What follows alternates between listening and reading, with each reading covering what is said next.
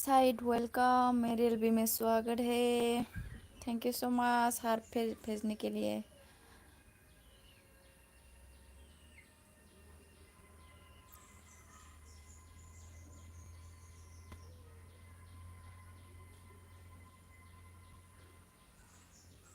कहाँ से हो आप साहिद?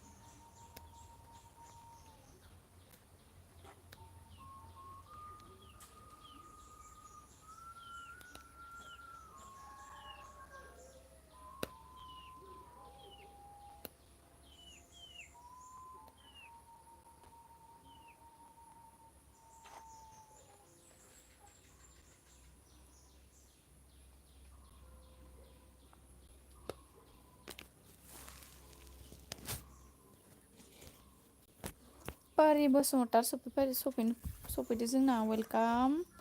पारि बसुमतारी आंनि एलबियाव बरायबाय आरोना। हाय आगै होनदों। हेल' आब'सो जाखोना आदासो जाखोब्रा? हाय पारिया मा खबर होनदों? खबरा मोजाङैनो दंथ'यो र' पारि आगै। पारिया आब'ना आदा मिथिला, आंखौ आगै लिंदों। पारिया लाइक दा थेंक इउ स' माच लाइक होनायनि थाखाय। आब'सो जाखो ना आदासो जाखो? पारि हिसाबै आब'आनो जागोन। बहानि जाखो पारिया आब'?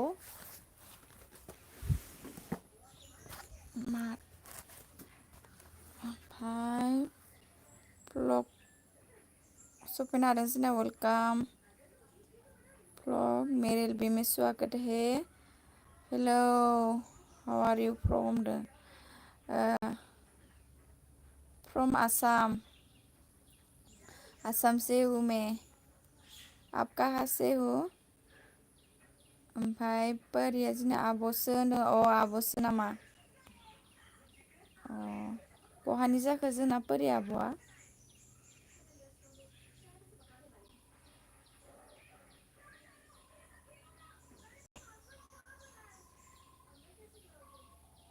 ओमफ्राय पारि जोंनिया सनितपुरनि आगै सना होनदों आरो ना।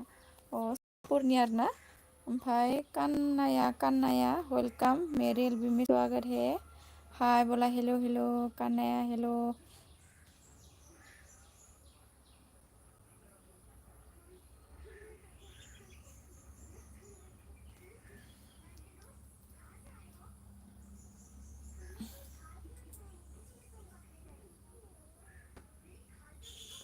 पारिया ब्लग मेरी साथ भी फ्रेंड बानोगी होनदों आरो ना।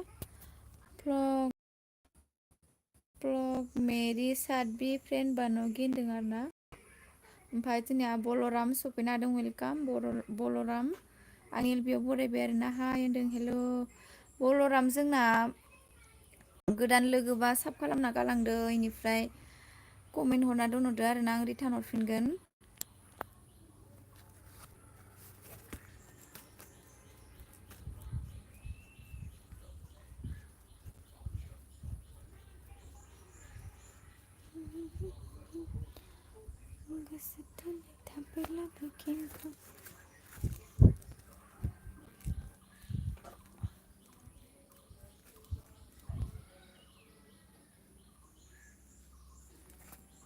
कमेंट गाइस, कमेंट कीजिए गाइस। पारिया बलराम आंजोंबो लोगो जादो दे होनदों आरो ना। ओमफ्राय बलरामा साबस्क्राइब खालामखानायसो नोंबो आंबो। साबस्क्राइब खालामखादोंमोन आरो ना। बावना थायो आरो ना। जेबो नङा साबस्क्राइब खालामखालायबा। ओमफ्राय पारि बसुमतारिया नोंखौ लोगो जानो लिंदों, लोगो जालायबानो जाबाय दे। आं ब्ल' होनानि र'।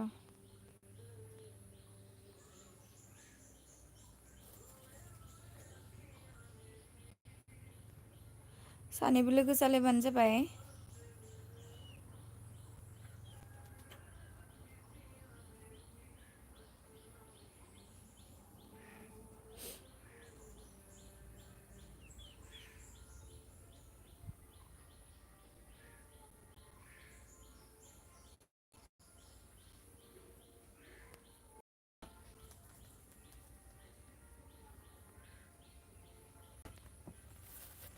Comment guys. Comment.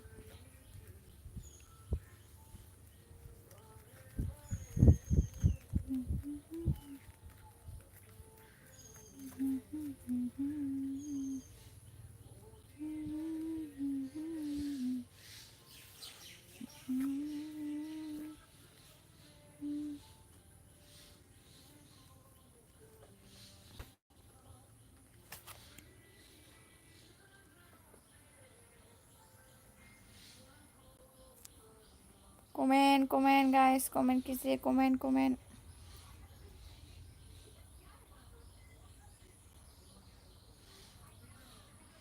बलरामजों परिजों खारबाय नामाब्रा?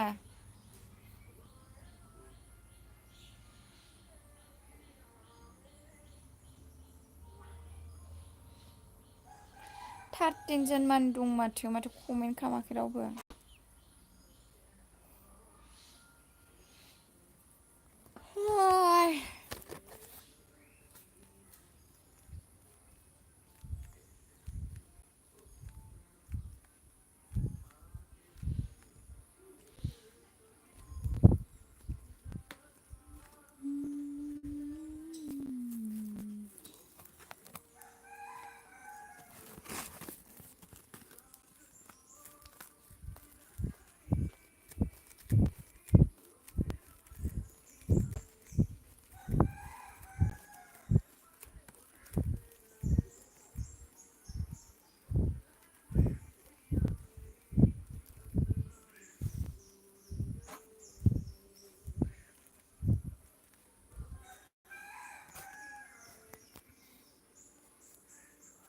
दे लोगोफोर कमेन्ट खालामदो।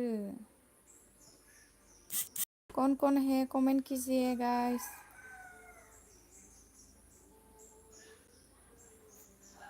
परिया जोंना बलबमखौ आं साब खालामबाय। कमेन्ट नायदो दे बलराम होनबाय बलबम सरि बलरामा कमेन्टआनो हरजायाखैमोन आंना दासो जाफिनदों आब' होनदों आरोना। ब्लु होबाय दे आगै जोंना हरदो। नोंखौ परिया माबा साब खालामबायनो आरोना। कमेन्ट हरना दोनहरदोनो रिटार्न हरबानो जाबाय। बलराम आगै।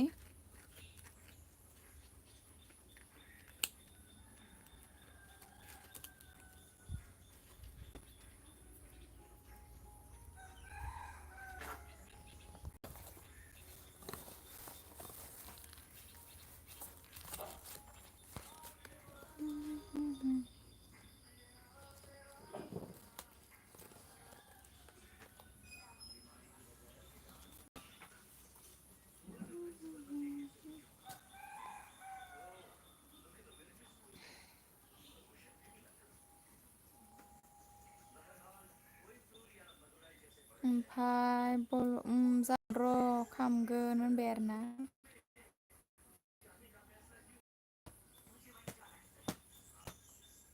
मा ओंख्रि जाखो परिया आब' मा ओंख्रि जाखो खोन्थाहरदो दे।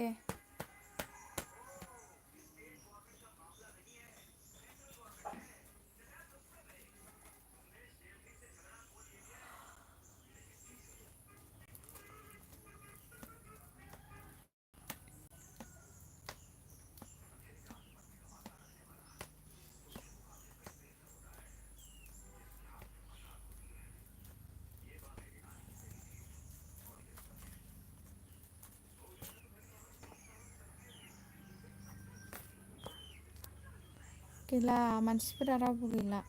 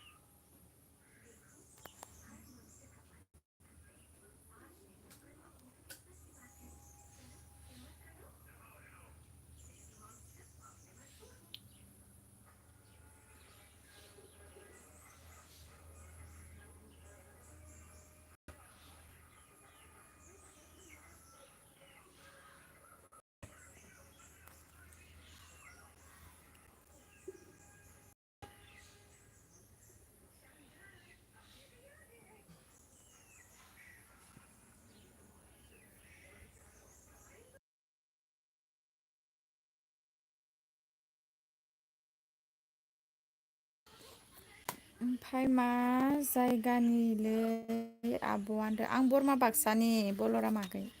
नोंलाय मा जायगानि जाखो? गैथारा दिनै मानसिफोरानो।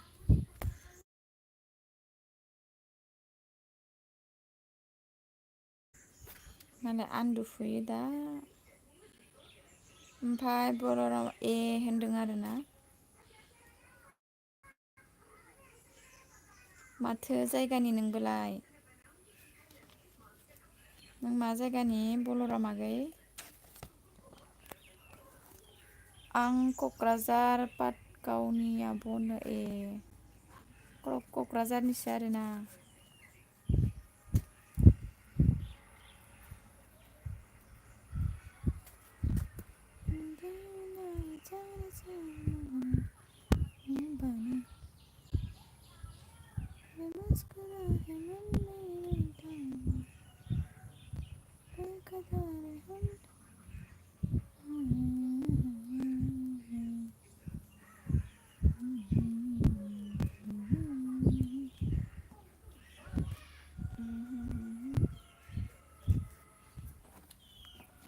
माथो ओंख्रि जाखो बल'राम आगै? लाइटफोरखौनो उरायला होजोबदो दे।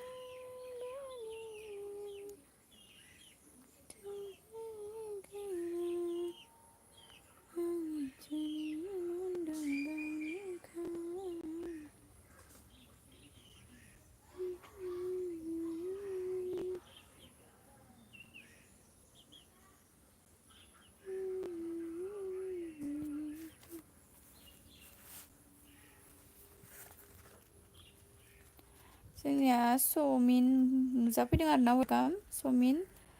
आंनि बेयाव बरायबाय आरोना खलमबाय इउर फेस होनबाय आरोना। बर'सो जाखोना असमियासो जाखोना हिन्दीवालासो जाखोब्रा।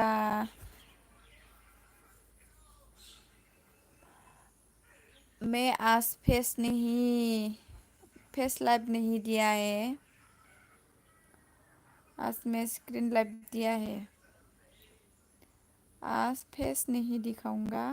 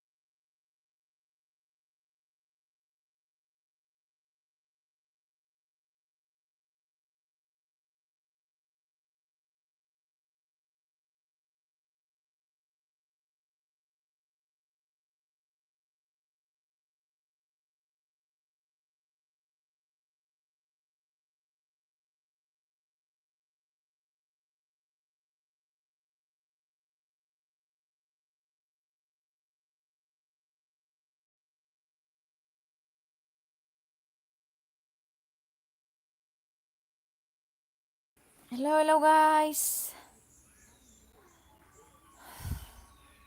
जो भी है कमेंट कीजिए, comment comment. Hello hello guys, सुन रही है ना? Hello hello hello everyone, hello everyone.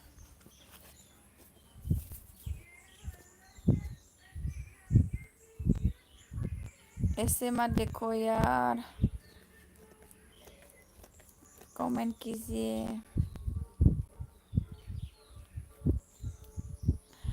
Soup सुप के मत देखो, कमेंट कीजिए कमेंट।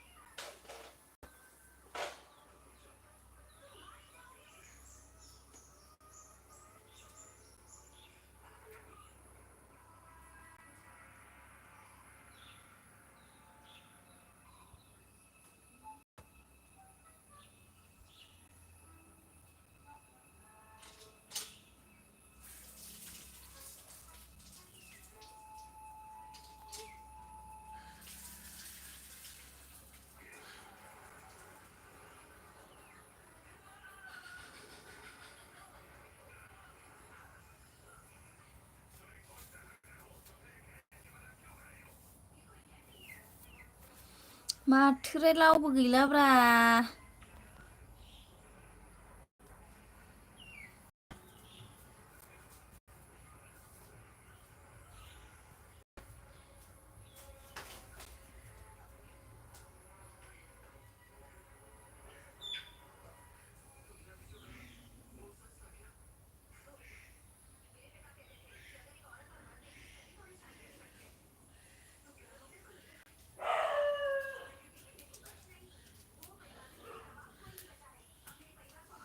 दे लोगोफोर कमेन्ट खालामदो, कमेन्ट।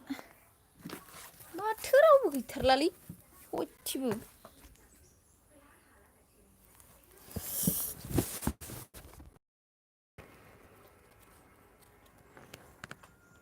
मानो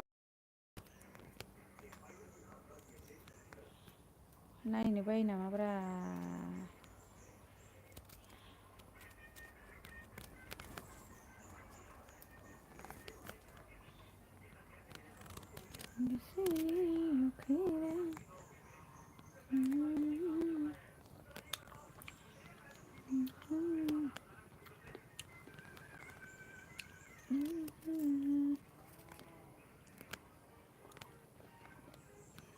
मा खालामदों लोगोफोर कमेन्ट।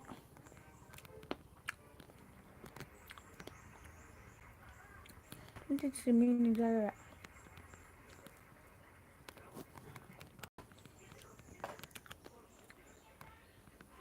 दासो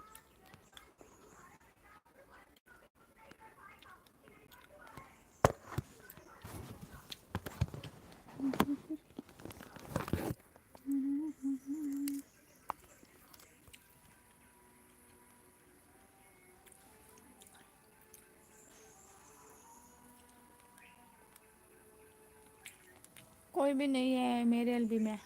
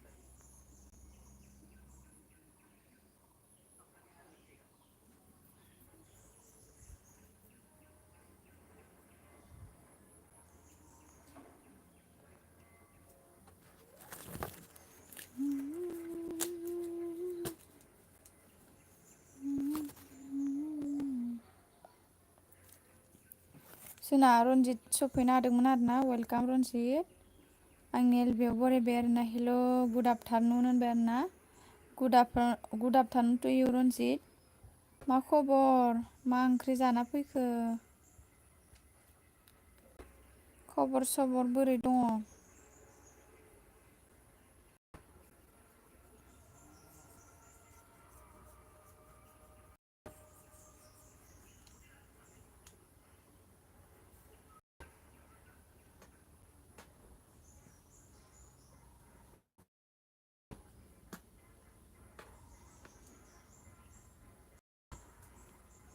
खारखाबाय नामाथाय रनजितआलाय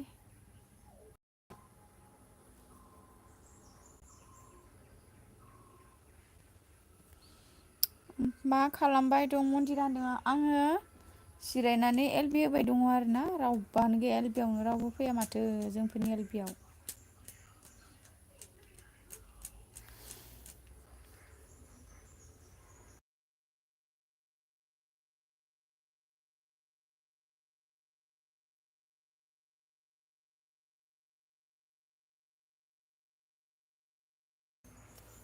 नोंलाय माथो खालामदों रनजित मा ओंख्रि जाखो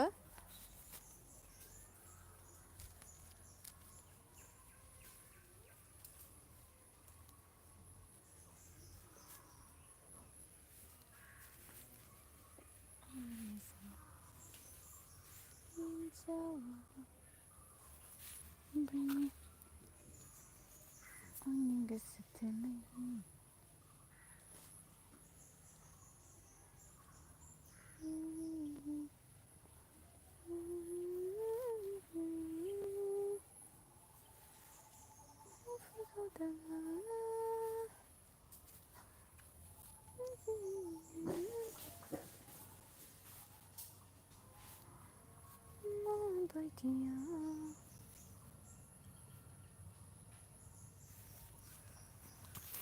खबर सबर मोजां नोंहालाय होनदों आंनाबो मोजाङैनो दंथ'यो र' रनजित ओमफ्राय लाइक दा होनदो थेंक इउ स' माच लाइक होनायनि थाखाय ओमफ्राय माथो ओंख्रि जाखो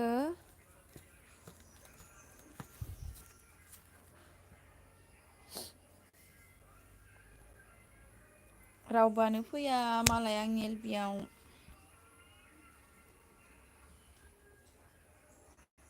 29 मिनिट्स जालायलांबाय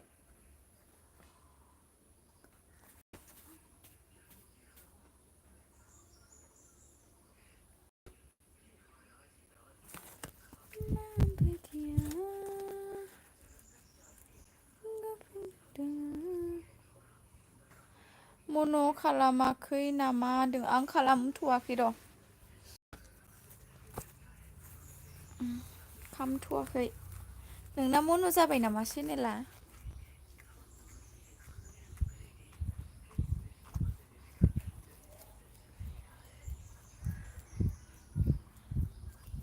वाट्स टाइमा बेसे जाखो नोंना रनजित?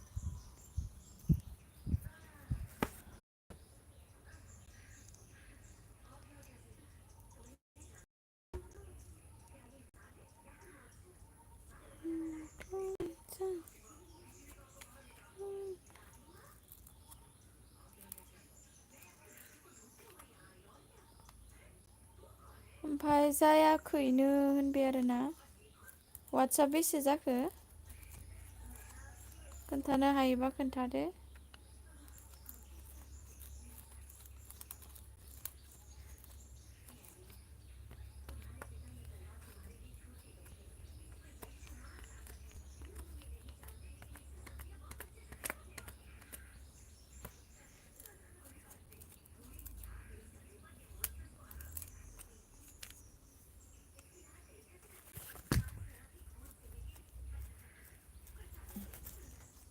साथाम नायबाय दङ दे लोगोफोर कमेन्ट खालामदो ना।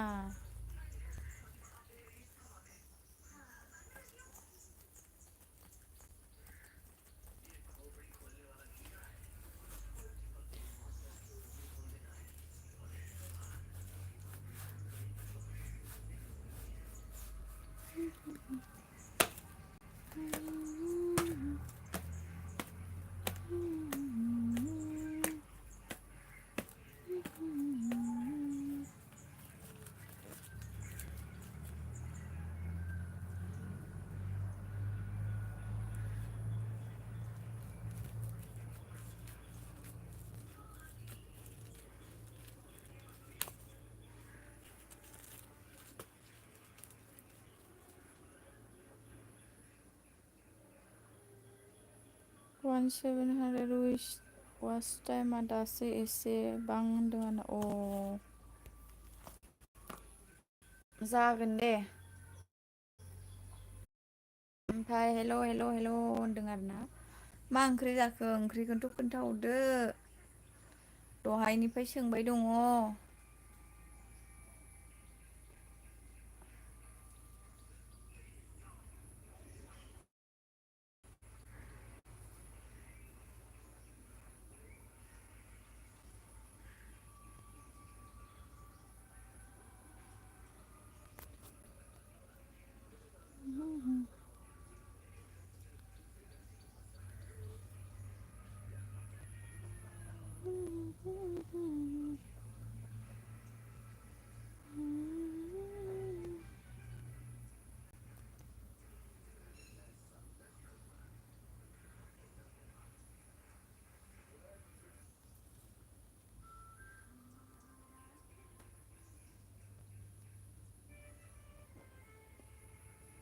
आलु दालिसोमोन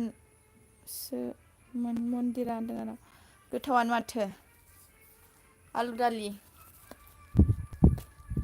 बेफोरनो मैगं आलुदो दालि गैयाबा जाथारा।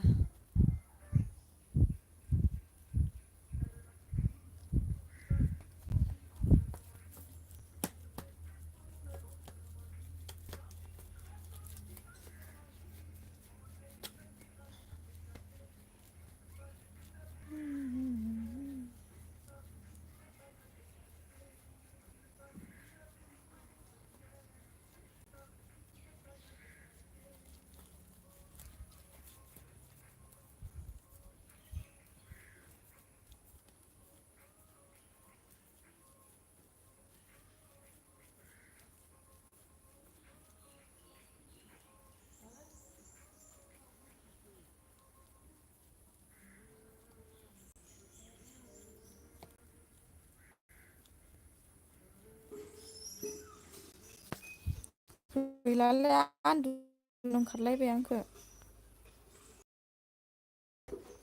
रावबो हरथारला।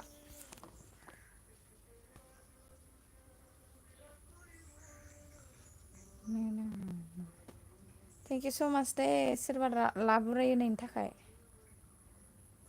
जाय नुरायदो बिनिसिम थेंक इउ स' माच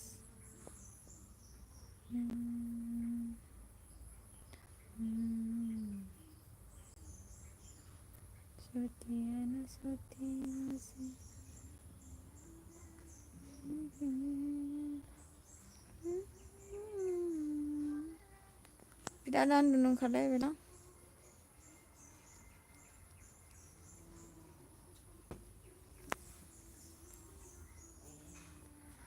ओमफ्राय सोर दं मन्दिरा होनदों आङो हारसिङैनो दंथ'यो दा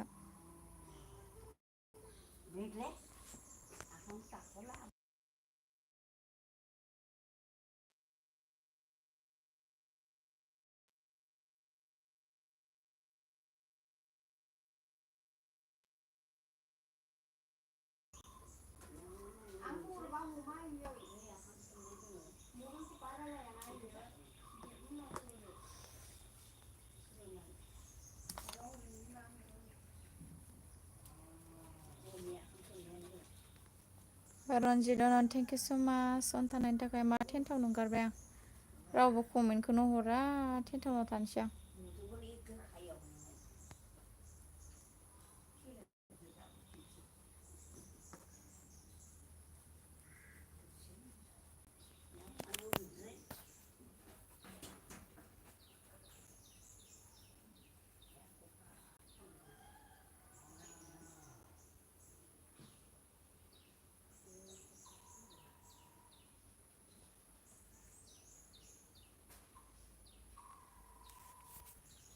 रन्जितआ नों बहानिमोनलाय मन्दिरा होनदों आं बरमा बाक्सानि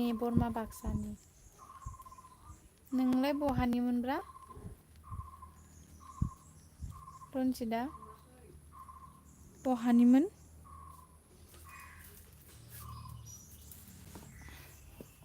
बावगारबाय थायोना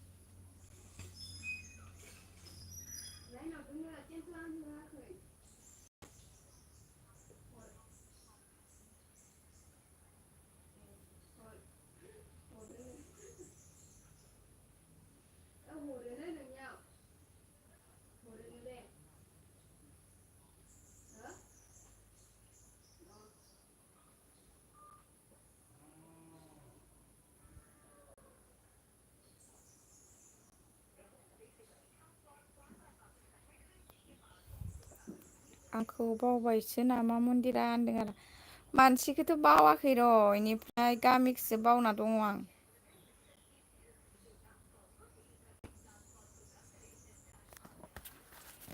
आइदिलै मासे थाम्फै दसेबो जनो होआ साला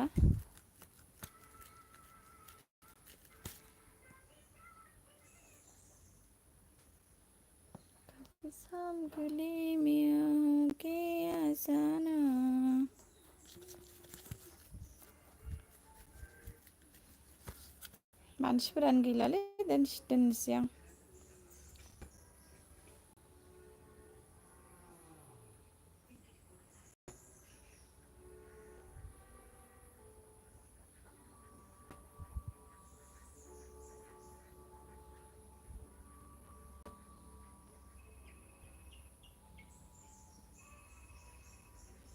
आं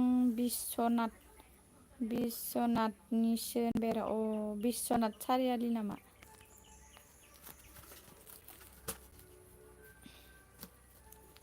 बिस्वनाथ सारियालिनि होननानै बे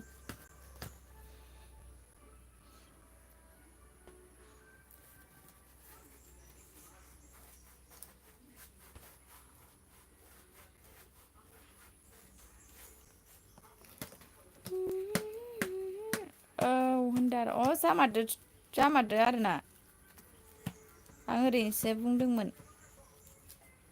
डाइरेक्टयै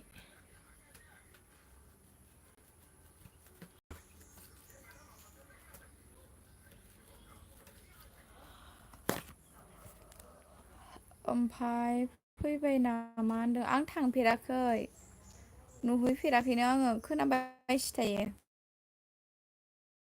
बिस्वनाथ सारियालि खोनाबायसो थायो थांफेराखै आरोना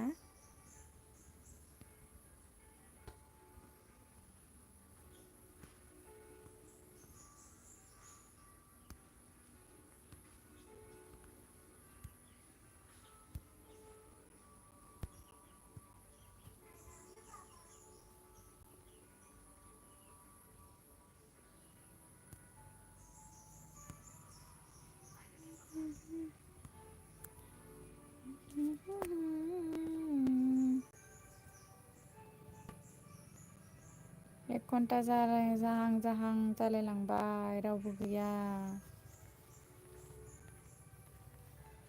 एराम फैबाय नामा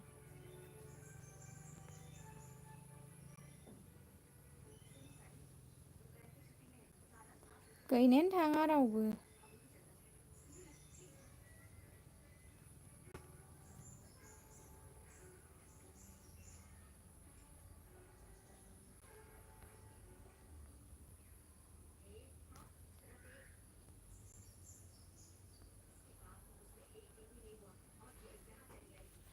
राव गैयानो माथो होनबाय आरोना राव गैयानो माथो ना मा होनखो रावबो गैयालै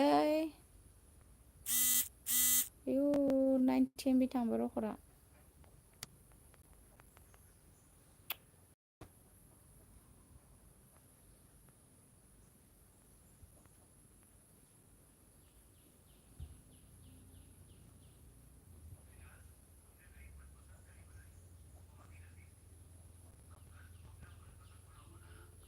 हेल' गाइस होनबाय रावबो गैयालै रावबो फैया आंनियाव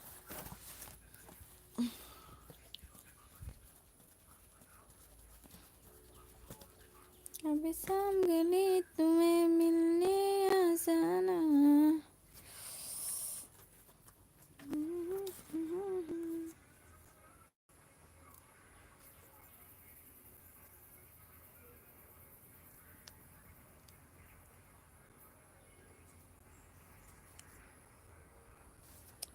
भिडिअ खालामाखै नामा आं एसे भिडिअ गोदान आपलड होदों नायाखै नामा दहाय होदों आरो ना भिडिअ नायदो जोंनिया रनजित नायाखैबा